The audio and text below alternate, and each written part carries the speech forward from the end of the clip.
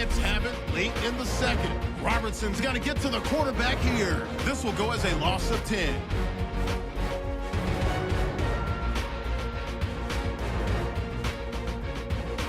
So that's all for us here at the EA Sports Studio. We'll get you back out to the field now for some more playoff action.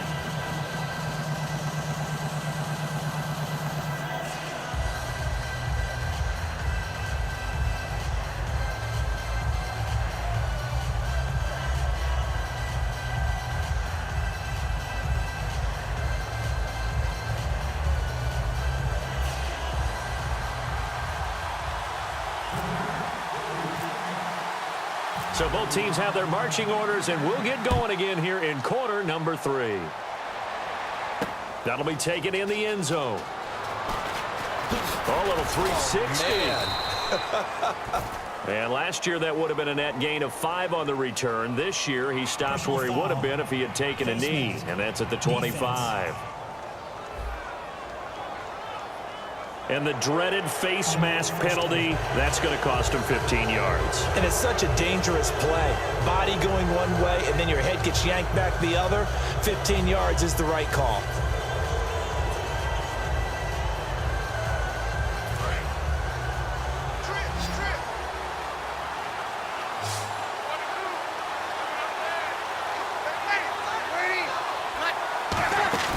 Now a play fake here on first down. Nowhere to escape, and he goes down. Olivier Vernon in there to drop him for his 11th sack of the year. Sometimes I watch games and wonder why they use play fakes on certain passing situations, because it's not going to fool anyone. I don't know if that was the case here, but the end result was the same. No one fooled. The quarterback was hit.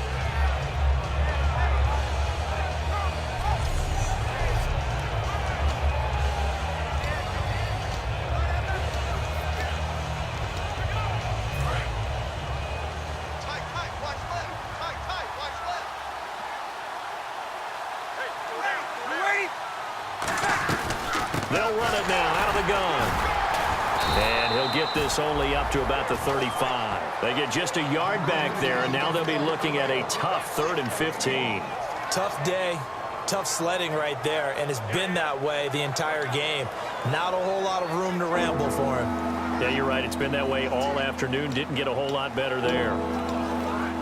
A long way to go for the offense here on 3rd down.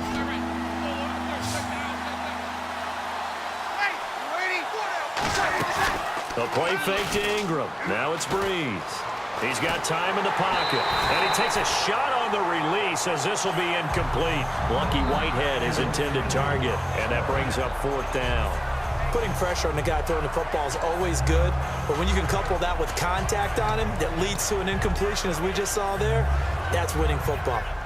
Here's Thomas Morstead now as the drive goes backwards, so he's on to punt it away. He gets this away. It's a good one, drawing toward the sidelines. And this one sails out of bounds. I think it'll be inside the 25. It will. 24-yard line is where they'll spot it. Here's the Giants offense now getting set to start the 3rd quarter. They were able to get the ball back here, didn't surrender any points. Now they'll look to add to that lead. Hey, how about the boost the defense gave them? Going right out on the field, shutting them down, not giving up any points, and turning the ball back over. They want to do their part now and show them a little respect and some gratitude by scoring some points. And to get a little more cushion.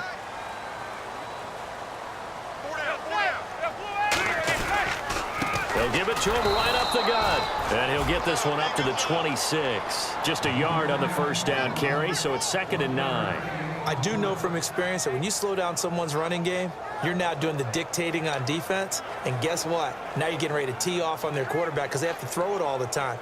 But you still have to be alert for the draws and other plays of that nature to make sure you don't get hurt.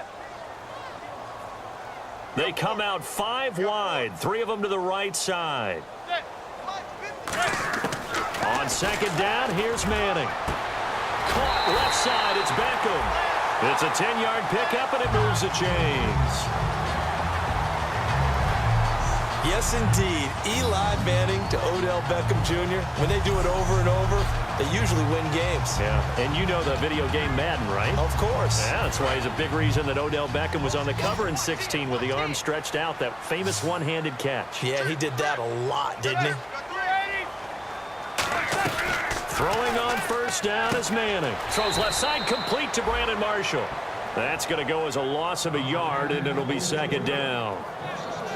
They completed the screen on the perimeter, but boy, that was textbook defense. Exactly as you're taught to play against a wide receiver screen, and they snuffed it out for a loss of yardage.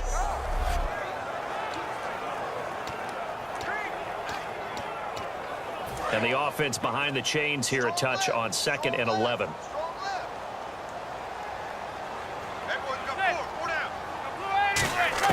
Manning to throw on 2nd down.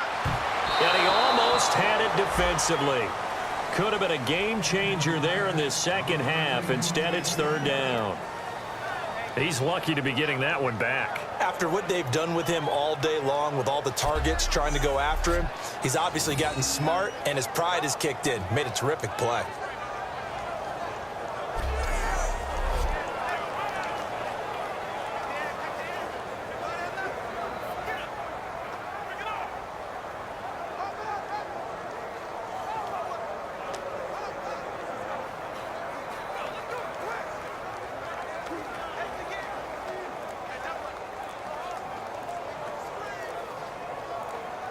The play clock's running down. Play clock down to 3, and we're going to get a timeout here. It's just their first, so 2 remaining as they burn one here in this 3rd quarter.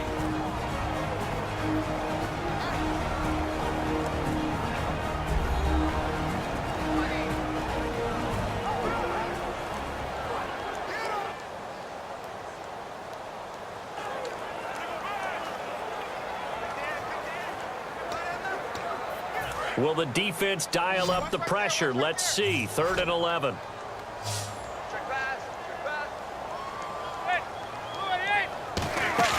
Play action. Manning. Oh, incomplete. Nearly the pick they needed. They would have loved one there, but at least it does get them to 4th down. Oh, man, that was close. The opportunity to change momentum, big play, right in his hands, unable to come down with it. A sigh of relief, no doubt, on offense that fell harmlessly to the ground.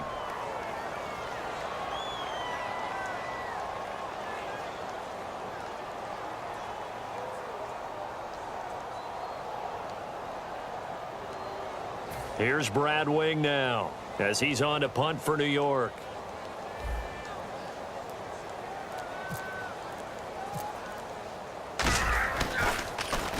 This is away, and a very good kick angled for the sidelines.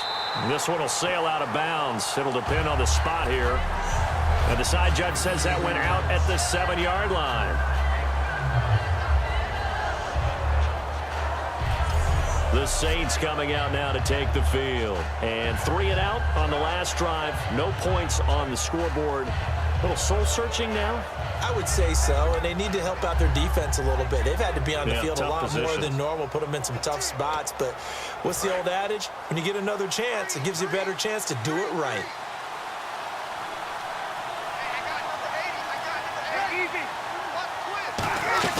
They go play action here on first down. And Cooks has it over the middle. And they'll get him down up past the 15, just shy of the 20. So on that play, defense was in the zone. They ran a crossing route offensively, but the defense there, you got to be good with communication, don't you? You certainly do, and it's not something that is really evident when you watch it on the screen.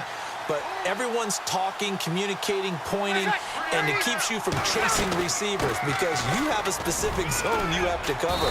When a receiver's in your zone and he crosses to another one, you got to let your guy know. They got a completion there, but I like the discipline they showed to stay in their proper areas and then make the tackle. Well, so many times we look at a short run and we praise the offense for trying to set the tempo and establish things, but the defensive guys, hey, they just won the battle there. It wasn't a big run given up. They don't always have to absorb the body blows. Sometimes they dish them out themselves.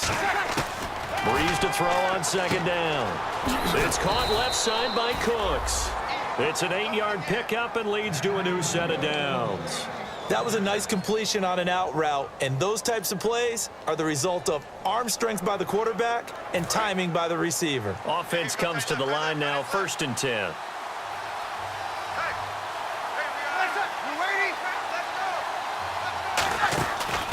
Breeze hands to Ingram, and he'll slip his way up across the 30 to the 32. 2 yards on the carry there, and it'll be 2nd down. That's a good play by the guys on the defensive side of the ball. Held him to a gain of 2. And that changes the playbook a little bit now for the guy calling plays. 2nd and 8. Now he's got to probably think about going to the air instead of maybe staying with the ground game. They'll come out in the pistol. Ingram again. And he'll lose yardage here. Going down back at the 28. He'll wind up losing 3. And now it's 3rd down. Oftentimes when you're not winning at the point of attack for an offensive line, maybe they're getting out physical, spread things out a little bit, make it more of a one-on-one blocking scheme. Then you don't have to win it physically. You just have to win it by position. That may open things up for your running backs. We've got a 3rd and 11. They come up in an empty set. 4 wide receivers, 1 tight end. Now Breeze on 3rd down. And incomplete. He had nowhere to throw, so he just tossed it away. But that brings up 4th. Partner, how many times have you heard it? Pressure creates diamonds, right? But it also bursts pipes. And on that one, that's what they got. They got after him, and he was fortunate just to get rid of it. Yeah, he just had to chuck it away. Here's Thomas Morstead now, as he'll punt it away for the 2nd time.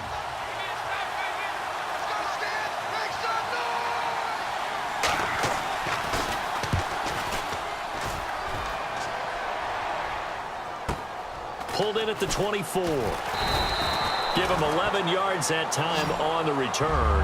And the offense will come back onto the field for the 1st and 10. And New York set to take the field. They're out in front. Last time they had to punt it away. We'll see if they can add to their lead now. They don't want to go out and punt it away again. This team now wants to get a cushion, put people away. They want to run their offense and have it end up in the end zone. They'll run it now out of the gun. And the hole closes quickly there. He gets maybe a couple up to the 38. Craig Robertson in on the stop. In my book, that's running the ball well, but with intelligence. How about him keeping the clock moving, staying in bounds? Yeah, even though it's the 3rd quarter, you're thinking ahead, aren't you? This is where your running game can really help you with a lead in the 2nd half. I agree totally. It's not just end-of-the-half situations that you worry about the clock. It's throughout the game. And with a lead, stay in bounds. Make them fight harder to try and catch you. On 2nd down, here's Manning. It's hauled in by Shepard. And he'll be taken down at the 46-yard line. It goes as a gain of 8, and it moves the chains.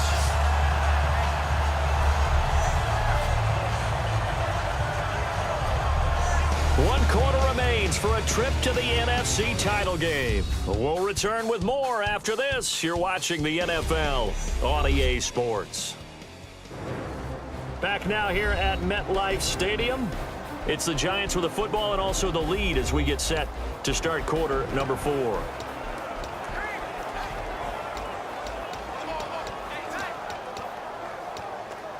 Fresh set of downs here. Looking to jam the receivers at the line here. Press coverage look defensively.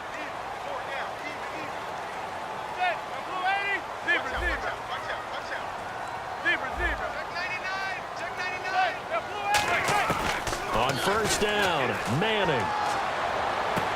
Caught left side, it's Beckham. Holding, defense.